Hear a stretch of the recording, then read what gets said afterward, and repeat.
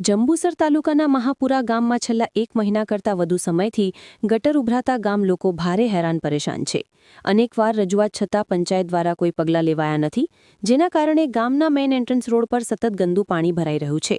વિશેષ ચિંતાનો વિષય એ છે કે પંચાયત ઓફિસની બાજુમાં આવેલી આંગણવાડી સુધી આ ગંદુ પાણી પહોંચી ગયું છે, જેના કારણે નાના બાળકોના આરોગ્ય પર ગંભીર જોખમ ઊભું થયું છે।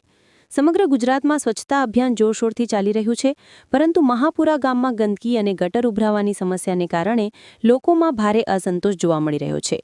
સ્થાનિક લોકોએ તાત્કાલિક કાર્યવાહી કરી આ સમસ્યાનું સમાધાન કરવામાં આવે તેવી માંગણી કરી છે, નહીંતર રોગચાળો ફાટી નીકળવાની શક્યતા છે। પંચાયતમાં વારંવાર રજૂઆત કરવા છતાં પંચાયતના સત્તાધીશનું પેટનું પાણી હલતું નથી। શું પંચાયતના રોગચાળાની રાહ જોઈ રહ્યા છે કે શું? ગામના તલાટીને ટેલિફોનિક ચર્ચા કરી હતી ત્યારે તલાટી જણાવ્યું હતું કે મને હમણાં જ ખબર પડી છે, પરંતુ અમે આ ગામ સફાઈ કરવા માટે માનવ મૂકવામાં આવ્યા છે। અહીં આગળ અમને જોતા ગામમાં સફાઈકર્મી દેખાતા નથી। રિપોર્ટર અમરસંગ ઠાકોર, સતીશ ગોહિલ, જંબુસર।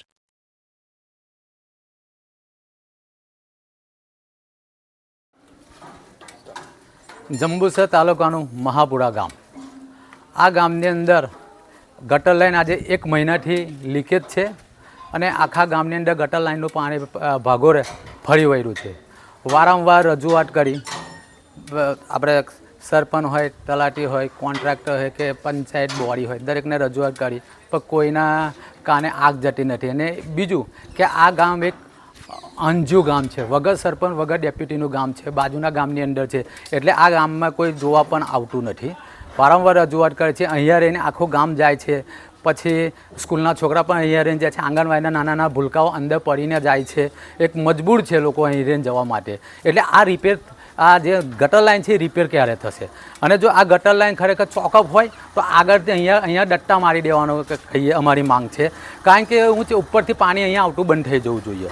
ઘણીવાર અમે રજૂઆત કરી છે, પણ અહીંયા કોઈ અને અમે જે ઘરમાં સૂતા હોય છે તો એની સ્મેલ છે ઘરની અંદર મારે છે।